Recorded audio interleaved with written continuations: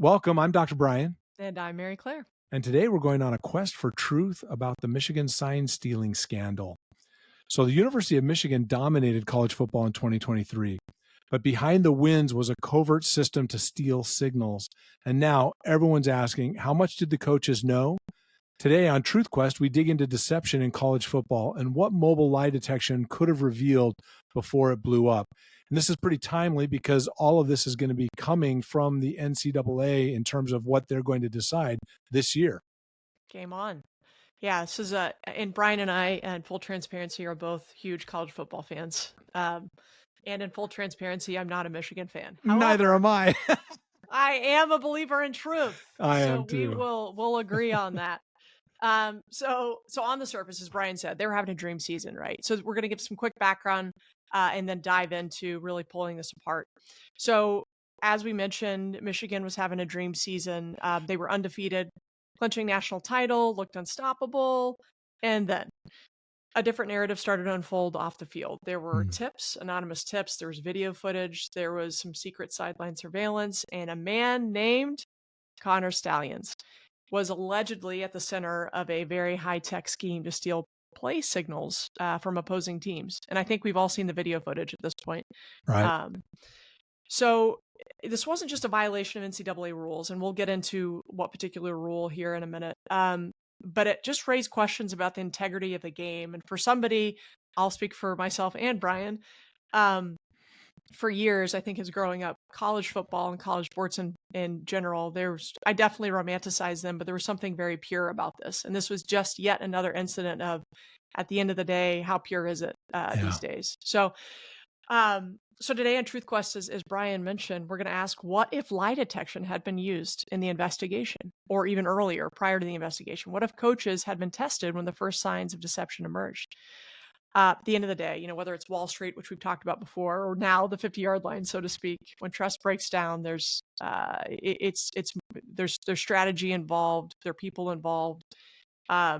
It's poor decisions have big impacts. So let's dive in, Brian. Yeah.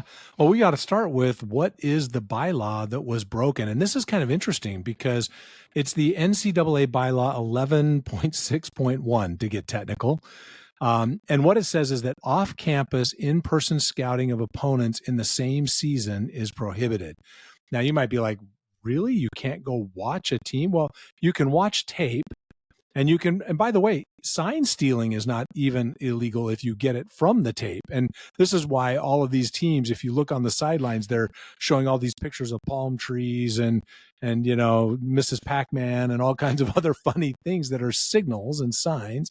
If you can figure out what they're trying to say, that's fine from the tape. But you can't go live and just and videotape or record just what people are doing on the sidelines to try to decipher those signs. And that's what the accusation here is. So you can't send staff or affiliates to a stadium that's not your own to scout a team live.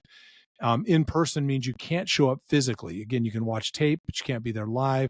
Same season means that someone you'll play that season, you can't be in their stadium. And prohibited is an outright ban. So if you're caught doing this, then that law, that rule being broken is serious. So that's what it was in terms of what they are accusing Michigan to have broken. Well, and when the investigation began, what unraveled and what seems to be a very obvious breaking of this particular rule. And also, we're going to read these. And I'm like, man, I'm not a cheater, but you think you could have been smarter about some of these things. So Stallions, for example, like dozens of tickets were bought in his name. Like, come on, dude, or whoever was behind this. There's tons of footage of him. I think there's video footage of him being at multiple stadiums. That's what I alluded to earlier, that I think we've all seen on SportsCenter and other mediums. And then a paper trail of communication. And so Jim Harbaugh denied all knowledge, or denied any knowledge, which I knew to any of us, that's kind of hard to believe. He then served a 3-game suspension. And then much like, I think it was Pete Carroll, when he got mixed up in some things at USC, bounced for the NFL. Yeah, so Jim Harbaugh pulled a similar move, and Why for the stick around to Chargers. see what's going to happen, right? Yeah, Let's get yeah, out. Yeah. yeah, Which I think is also some evidence of what he probably knew. yep. It's interesting that the only way this really, the whistleblower was another coaching staff who must have known Stallions in some way, right? To your point, if you're going to send someone from your staff, send somebody that nobody knows.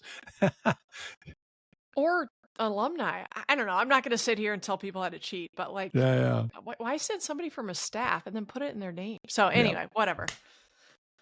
Somebody was either trying to move up a ladder and not thinking very hard about it, or yep, nevertheless. yeah, Okay, so we went over what the actual what rule was actually broken, because it wasn't right, necessarily sign stealing, but in person. So let's dig into the what ifs now, Brian.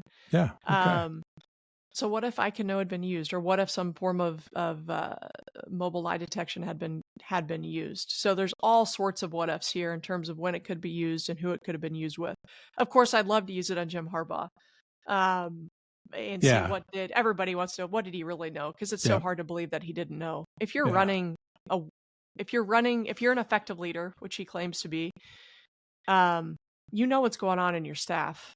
So it'd be interesting to ask Harbaugh what he knew. You can't necessarily ask when, but if he knew, and then to what degree did he know? I think we could build out in a lie detection test. There's so many challenges of just face validity here. Like, to your point, if you're a good leader and you run, if you run the football team the way that it needs to be run to be successful, every aspect of every element of that program. I'll give you a good insight into this. When I was at the University of Notre Dame, I had a chance to be embedded in the football team for a couple of games at various points. I got to be part of the Georgia game, which was fantastic, Oh, and also went to North Carolina for a game.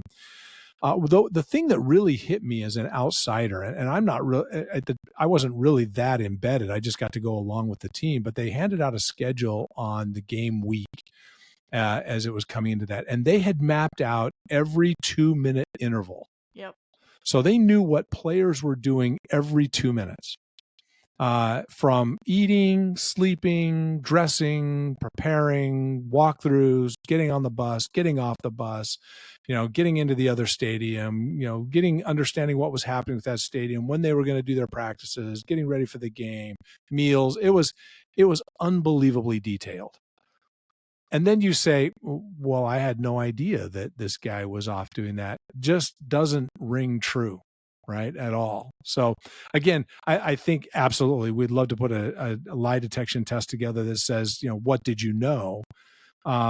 It'd be interesting to say, is there any part that you don't know what's going on in your organization? Because the other element of that is to say, wow, if you didn't know that he was doing this, then you're really not a good leader. You really don't have control of your system, and you probably don't know other things that are going on, and you should probably be fired, right? Because every college coach that is worth anything knows everything that's going on in their organization. So it doesn't even pass really the face validity test for me. To also, if you're, again, even if you didn't know what is going on, but you're getting really great intel about the other team that maybe in the past you haven't had, you're going to ask, well, how did we figure that out?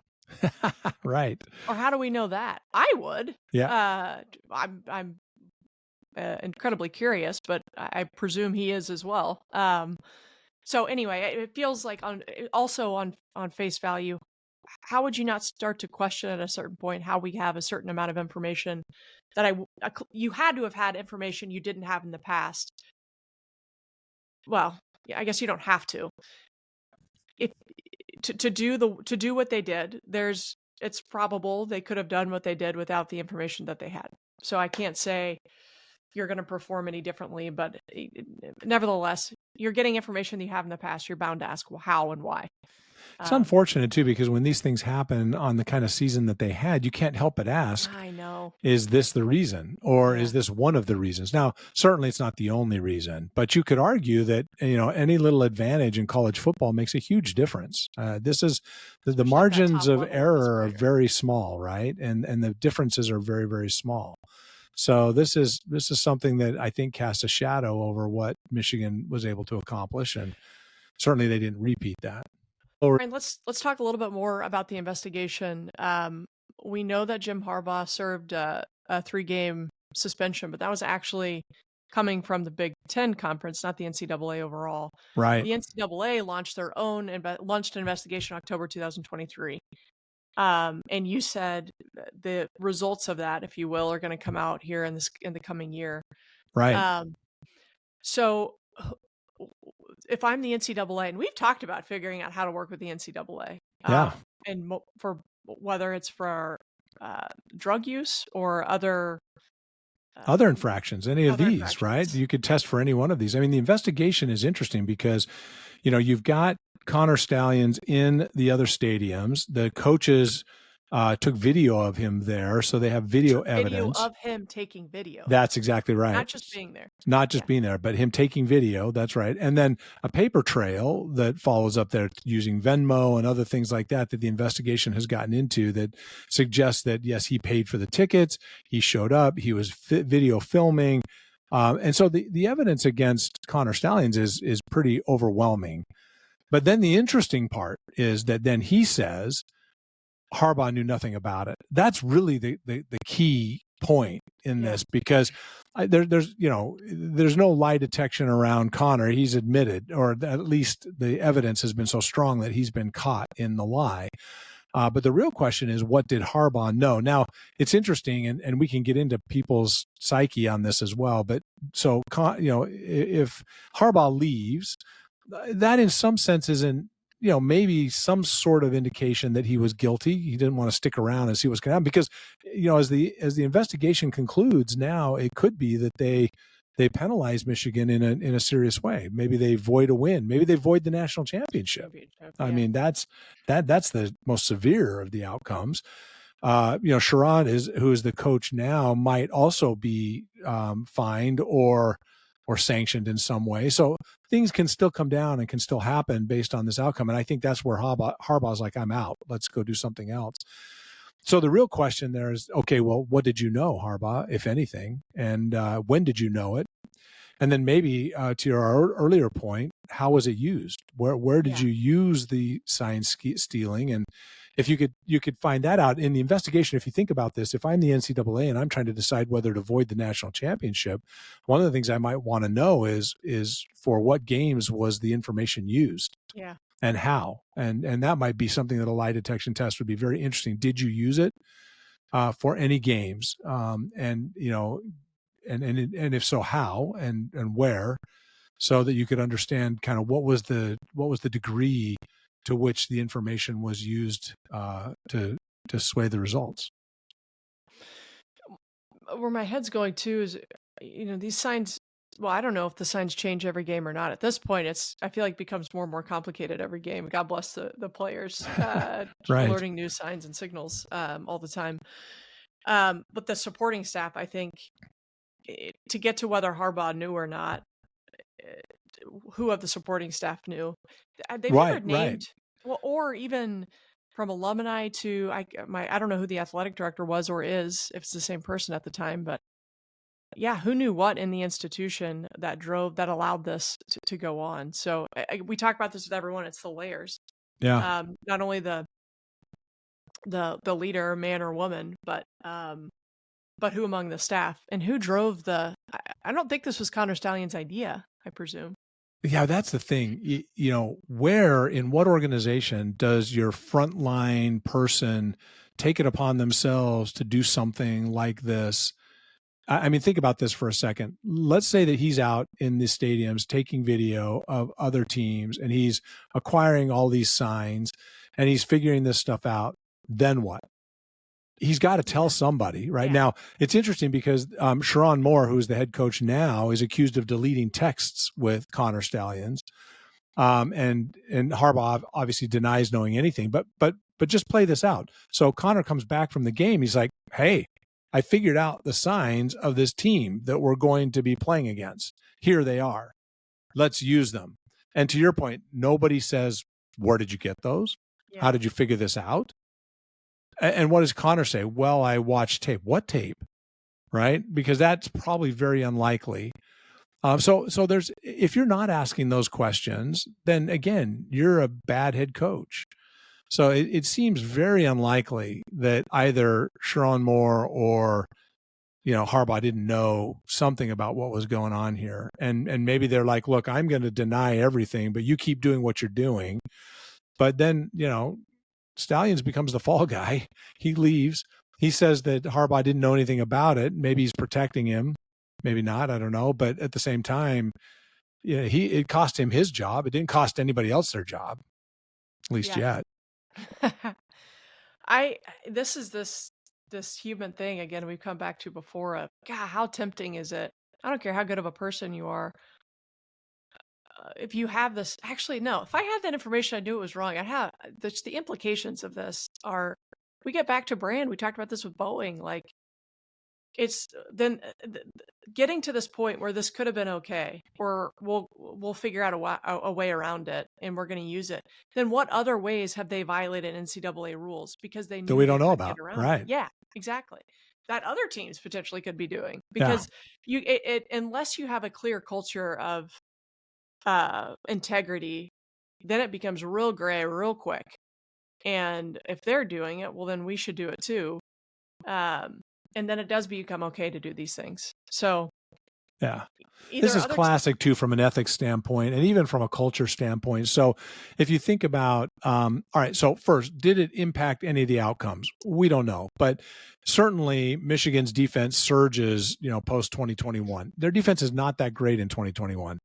2022, 2023, when they win the national championship, their defense becomes elite.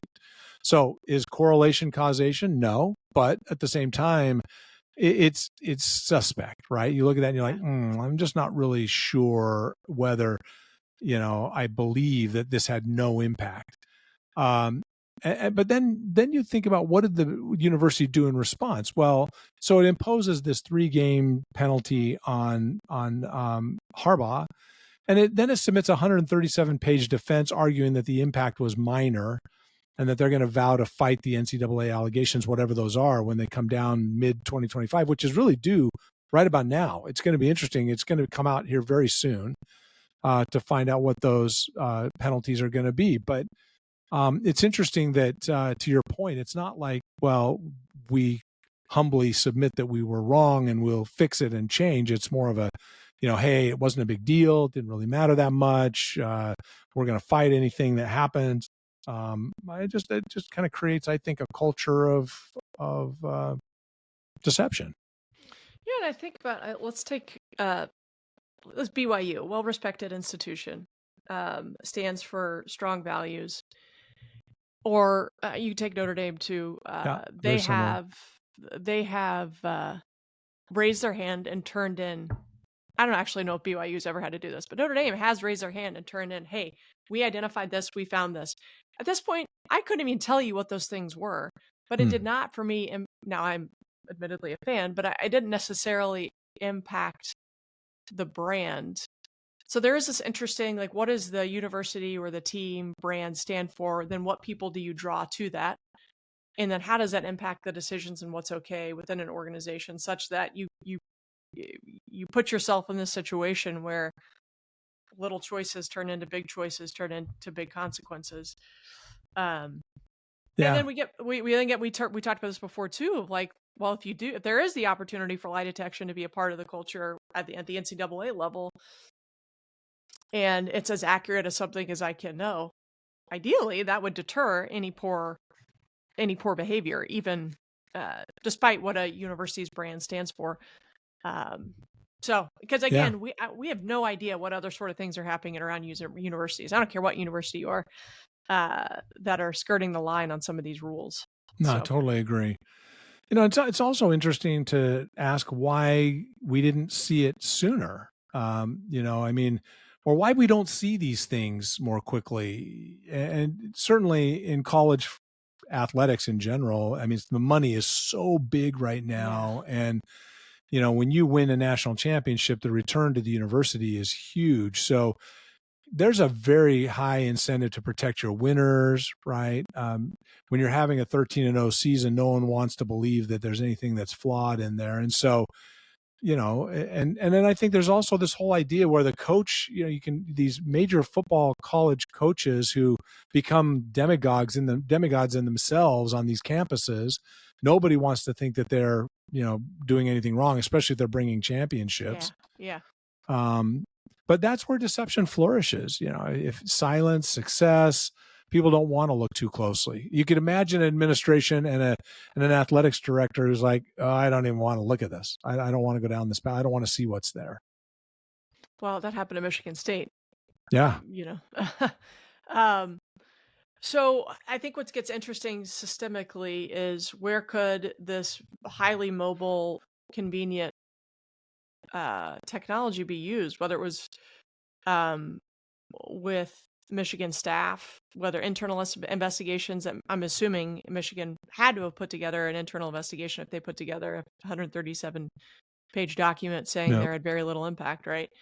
And then with the NCAA, understanding who authorized what, who knew about what was shared when, and how it was utilized.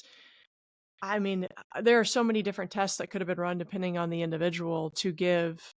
Again, it's not about a gotcha. It's about getting to real data. I agree completely. Yeah.